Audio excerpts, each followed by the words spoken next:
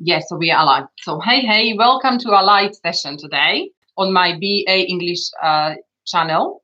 And we are so excited, Sarah and I, that we are doing our first live session today, aren't we? Yes, we are. So why are we doing reading challenge, 6-day online reading challenge? And why are we reading In the Sea There Are Crocodiles by Fabio Geda? Well, there are two good reasons. First reason is that, as we all know, we are facing some serious issues. Disease, like with the COVID pandemic, for example, or discrimination, social inequality, human rights, and well, the list can go on. And these issues affect us all, native speakers of English and non-native speakers of English alike. And we have to deal with them. And we might have to communicate about them in English. English is a global language, and that's why you are investing much of your time into the learning of this language.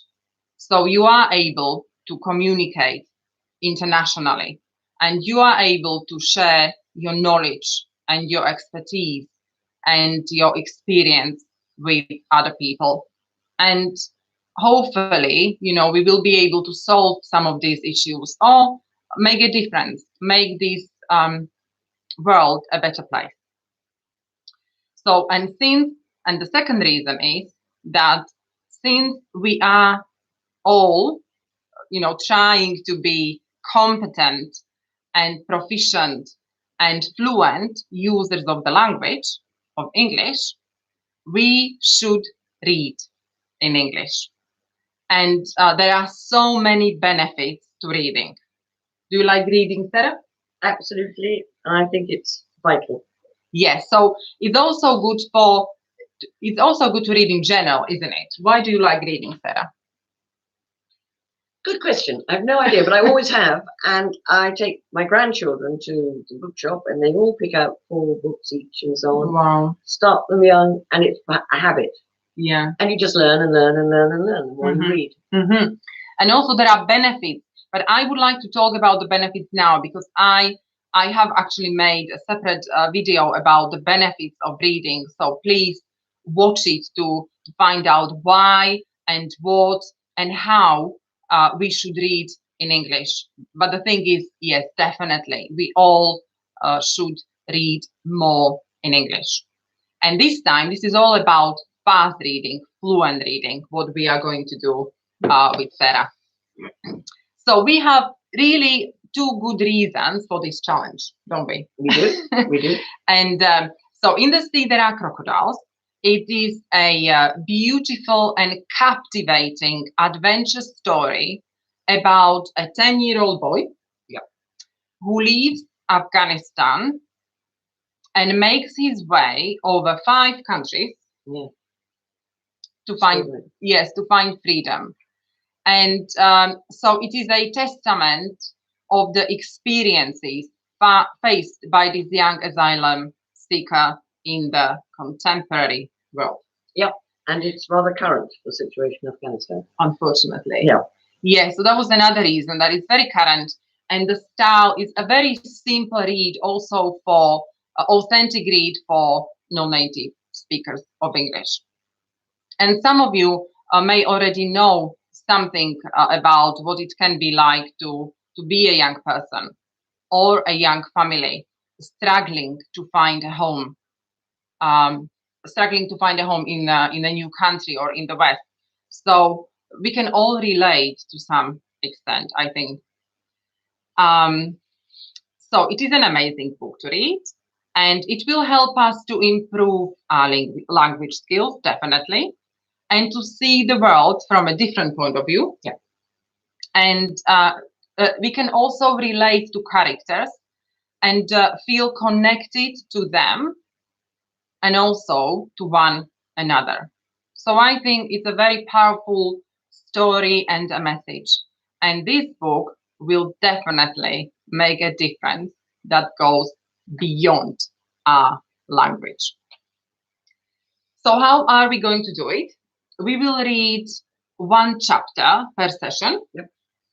So today I am reading with Sarah, whose English is beautiful. Well, I'm English, which helps. Yes, but it's beautiful and clear. You speak with a very clear accent.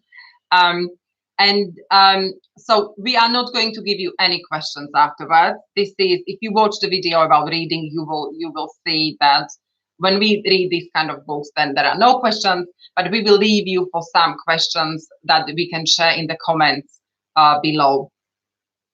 And so the reading today and over the 5 sessions is all about information and entertainment and pleasure. So I think we are ready to start. Yeah. Get your book.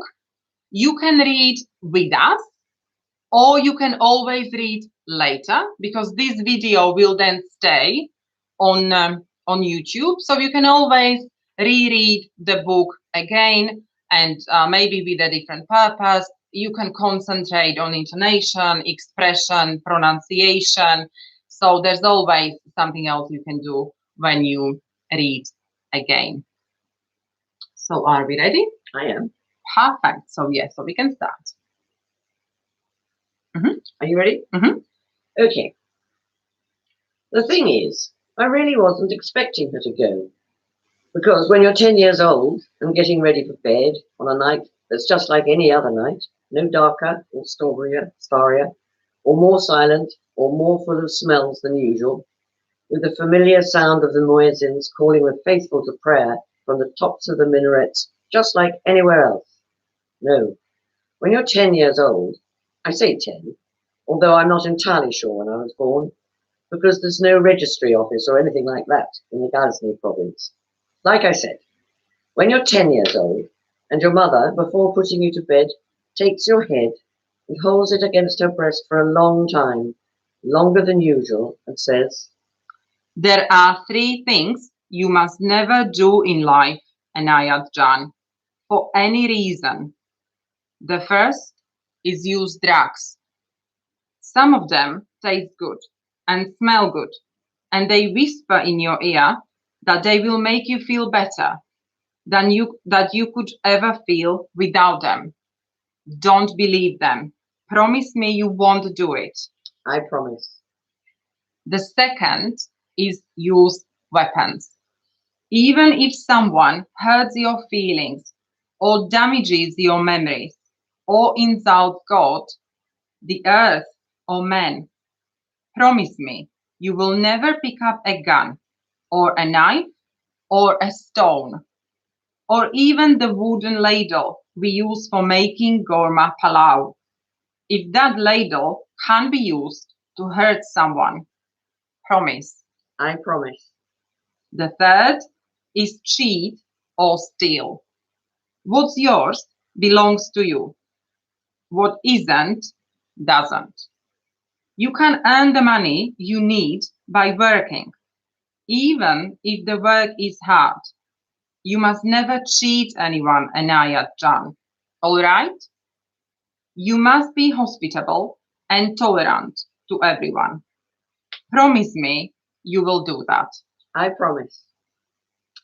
Anyway, even when your mother says things like that, and then, still stroking your neck, looks up at the window and starts talking about dreams, dreams like the moon, which at night is so bright you can see to eat by it, and about wishes, how you must always have a wish in front of your eyes, like a donkey with a carrot, and how it's in trying to satisfy our wishes that we find the strength to pick ourselves up. And if you hold a wish up high, any wish, just in front of your forehead, then life will always be worth living. Well, even when your mother, as she helps you get to sleep, says all these things in a strange, low voice, as warming as embers, and fills the silence with words, this woman, who's always been so sharp, so quick-witted in dealing with life, even at a time like that, it doesn't occur to you that what she's really saying is, Koda Nagar, goodbye. just like that. When I opened my eyes in the morning, I had a good stretch to wake myself up, then reached over to my right, feeling for the comforting presence of my mother's body. The reassuring smell of her skin always said to me, "Wake up, get out of bed, come on." But my hand felt nothing, only the white cotton cover between my fingers. I pulled it towards me. I turned over with my eyes wide open. I propped myself on my elbows and tried calling out, "Mother!" But she didn't reply, and no one replied in her place. She wasn't on the mattress. She wasn't in the room where we had slept, which was still warm with bodies tossing and turning in the half light. She wasn't in the doorway. She wasn't at the window looking out at the street filled with cars and carts and bikes. She wasn't next to the water jars, or in the smoker's corner talking to someone, as she had often been during those 3 days. From outside came the din of Quetta, which is much, much noisier than my little village in Ghazni, that strip of land, houses and streams that I come from, the most beautiful place in the world. And I'm not just boasting, it's true, little or big. It didn't occur to me that the reason for all that din might be because we were in a big city. I thought it was just one of the normal differences between countries, like different ways of seasoning meat. I thought the sound of Pakistan was simply different from the sound of Afghanistan, and that every country had its own sound, which depended on a whole lot of things, like what people ate and how they moved around. "Mother," I called. No answer. So I got out from under the covers, put my shoes on, rubbed my eyes, and went to find the owner of the place to ask if he'd seen her. Because 3 days earlier, as soon as we arrived, he told us that no one went in or out without him noticing, which seemed odd to me, since I assumed that even he needed to sleep from time to time. The sun cut the entrance of the Samabat Ghazi in two. Samabat means hotel. In that part of the world, they actually call those places hotels, but they are nothing like what you think of as hotel, Fabio. The Samawat Ghazi wasn't so much a hotel as a warehouse for bodies and souls, a kind of left luggage office you cram into and then wait to be packed up and sent off to Iran or Afghanistan or wherever, a place to make contact with people traffickers. We'd been in the Samavat for 3 days, never going out, me playing among the cushions, mother talking to groups of women with children, some with whole families, people she seemed to trust. I remember that all the time we were in Quetta, my mother kept her face and body bundled up inside a burqa. In our house in Narva with my aunt or with her friends, she never wore a burqa. I didn't even know she had one. The first time I saw her put it on at the border, I asked her why, and she said with a smile, "It's a game, Anayat. Come inside." She lifted a flap of the garment, and I slipped between her legs and under the blue fabric. It was like diving into a swimming pool, and I held my breath, even though I wasn't swimming. Covering my eyes with my hand because of the light, I walked up to the owner, Kaka Rahim, and apologized for bothering him. I asked about my mother, if by any chance he'd seen her go out, because nobody went in or out without him noticing, right? Kaka Rahim was smoking a cigarette and reading a newspaper written in English, some of it in red, some in black, without pictures. He had long lashes, and his cheeks were covered with a fine down, like those furry peaches you sometimes get. And next to the newspaper, on the table at the entrance, was a plate containing a pile of apricot stones, along with other succulent-looking orange-coloured fruits, still uneaten, and a handful of mulberries. There's a lot of fruit in Quetta, Mother had told me. She'd said it to entice me, because I love fruit. In Pashtun, Quetta means fortified trading centre or something like that, a place where goods are exchanged, objects, lives. Quetta is the capital of Baluchistan, the fruit garden of Pakistan. Without turning round, Kaka Rahim blew a smoke into the sun. "Yes," he replied. "I saw her." I smiled. "Where did she go, Kaka Rahim? Can you tell me?" Away. Away where? Away. When will she be back? She's not coming back. She's not coming back? No. What do you mean, Kaka Rahim? What do you mean she's not coming back? She's not coming back. At that point, I ran out of questions. There must have been others I could have asked, but I didn't know what they were. I stood there in silence, looking at the down on Kaka Rahim's cheeks, but without really seeing it. It was Kaka Rahim who spoke next. She told me to tell you something. What? Koda negada. Is that all? No, there was something else.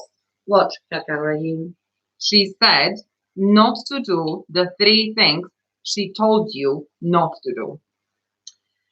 My mother, I'll just call mother. My brother, brother. My sister, sister. But the village where we lived, I won't call village. I'll call it Nava, which is its name, and which means gutter, because it lies at the bottom of a narrow valley between 2 lines of mountains. That's why, when I came back one evening, after spending the afternoon playing in the fields, and mother said, "Get ready, we have to leave." And I asked her where, and she replied, "We are leaving Afghanistan." That's why, when she said that, I thought we were just going to cross the mountains, because as far as I was concerned, the whole of Afghanistan lay between those peaks. Afghanistan was those rushing streams. I had no idea how vast it was. We took a cloth bag and filled it with a change of clothes for me, and one for her, and something to eat, bread and dates. And I was beside myself with excitement about the journey. I'd have liked to run and tell the others, but mother didn't want that and kept telling me to be good and keep calm. My aunt, her sister, came over and they went off into a corner to talk. Then a man arrived, an old friend of my father's, but he didn't want to come into the house. He said we should go now because the moon hadn't come out yet and the darkness would deceive the Taliban or whoever else we might run into. Aren't my brother and sister coming with us, mother? No, they are going to stay with your aunt. My brother's still little. He won't want to stay with my aunt. Your sister will look after him. She's nearly 14. She's a woman. But when are we coming back? Soon. When soon? Soon. I have the Buzubazi tournament. Have you seen the stars, Anayat? What have the stars got to do with anything? Count them, Anayat. That's impossible. There are too many of them. Well, then start now, said mother. Otherwise, you'll never finish. The area where we lived, in Ghazni province, is inhabited exclusively by Hazaras, who are Afghans like me, with almond-shaped eyes and squashed noses. Well, not exactly squashed, but a bit flatter than others. Flatter than yours, for example, Fabio. And mine? Typical Mongol features. Some people say we're descended from Genghis Khan's army. Some say our ancestors were the Koshan, the ancient inhabitants of these lands, the legendary builder of the Buddhas of Bamiyan. And some say we're slaves and treat us like slaves. To leave the area, or Ghazni province, was extremely dangerous for us. And I only say was, because I don't know how things are today, though I don't suppose they've changed much. Oh, gosh. Well, yeah. They haven't. Because what with the Taliban and the Pashtun, who aren't exactly the same thing, but both used to treat us badly, you had to be careful who you ran into. I think that's why we left at night, the 3 of us, me, mother, and the man. I just called him the man, because mother had asked him to go with us. We set off on foot, and for 3 nights, under cover of darkness, with only the light of the stars to guide us, and in a place like that without any electricity, starlight is a very powerful light, we walked to Kandahar. I was wearing my usual grey piran, long trousers, and a knee-length jacket of the same material. Mother walked in a khador, but she had a burqa in her bag to put on for when we met people, which was useful for hiding the fact that she was a Hazara, but also for hiding me. At dawn on the morning of the first day, we stopped at one of the huts where caravans of traders break their journeys, though to judge by the bars on the windows, it must have been used for a time as a prison by the Taliban or someone. There was no one there, which was a good thing, but I was bored, so I used a bell hanging from a beam for target practice. I gathered some stones and tried to hit it from 100 paces. I finally managed, and the man came running, grabbed me by the wrist and told me to stop. On the second day, we saw a bird of prey circling over the body of a donkey. The donkey was dead, obviously. Its legs were trapped between two rocks, and it was no use to us at all because we couldn't eat it. I remember we were near Sajoy, which is one place in Afghanistan that Hazaras really have to avoid. In that area, it was said, passing Hazaras like us were captured by the Taliban and thrown alive into a deep well or fed to stray dogs. 19 men from my village had vanished like that on their way to Pakistan, and the brother of one of them had gone to look for him. He was the one who told us about the stray dogs. All he had found of his brother was his clothes, with a pile of bones inside. That's how things are in my country. There's a saying among the Taliban, Tajikistan for the Tajiks, Uzbekistan for the Uzbeks, and Goristan for the Hazara. That's what they say. Gor means grave. On the third day, we met a whole stream of people on their way to some unknown destination, escaping from some unknown threat. Men, women, and children on wagons filled with hens, rolls of fabric, barrels of water, and so on. Whenever a lorry appeared going in our direction, we would ask the driver for a lift, even for a short distance. If the drivers were nice people, they would stop and pick us up, whereas if they were unpleasant or angry with themselves or at the world, they would speed up and drive past us, covering us with dust. As soon as we heard the noise of an engine behind us, Mother and I would run and hide in a ditch, or among the bushes, or behind some stones, if there were big enough stones. The man would stand at the side of the road and signal to the driver to stop, just like a hitchhiker. But he didn't use only his thumb, he waved his arms to make sure they saw him and didn't run him over. If the lorry stopped and everything was safe, then he would tell us to climb out of the ditch, and Mother and I would go to get aboard, either in front, which happened twice, or in the back, with the merchandise, which happened once. The time we climbed in the back, the trailer was full of mattresses. I slept very well that time. By the time we got to Kandahar, after crossing the river Aganda, I'd counted 3,400 stars, a pretty good number, I'd say, at least 20 of which were as big as peach stones, and I was very tired. Not only that, I'd also counted the number of bridges blown up by the Taliban, and the burned out cars, and the blackened tanks abandoned by the army. But I'd still like to have gone back home to Nava and to play buzubazi with my friends. I stopped counting the stars when we arrived in Kandahar. I stopped because it was the first time I'd ever been in such a big city, and the house lights and street lamps would have been too distracting, even if I hadn't been too tough to keep count. Kandahar had tarred roads. There were cars, and motorbikes, and bicycles, and shops, and lots of places where men could drink chai and talk, and buildings as much as 3 stories high, with aerials on the roofs, and dust, wind and dust, and so many people on the streets, there couldn't have been anybody left in the houses. After we'd been walking for a while, the man stopped and told us to wait, while he made arrangements. He didn't say where or who with. I sat down on a low wall to count how many coloured cars passed, while Mother just stood there, so still it was as if her burqa was empty. I could smell fried food. A radio was broadcasting news about lots of people disappearing in Bamiyan, and the discovery of a larger number of dead bodies in a house. An old man passed with his arms raised to the sky, driving Kodaya, Kaya, begging God for a bit of peace. I was starting to feel hungry, but I didn't ask for food. I was starting to feel thirsty, but I didn't ask for water. When the man came back, he was smiling, and he had another man with him. This is a good day for you, he said. This is Shaukat, and he'll take you to Pakistan in his lorry. Salam Aga Shaukat, said Mother. Thank you. Shaukat the Pakistani did not reply. Go now, said the man.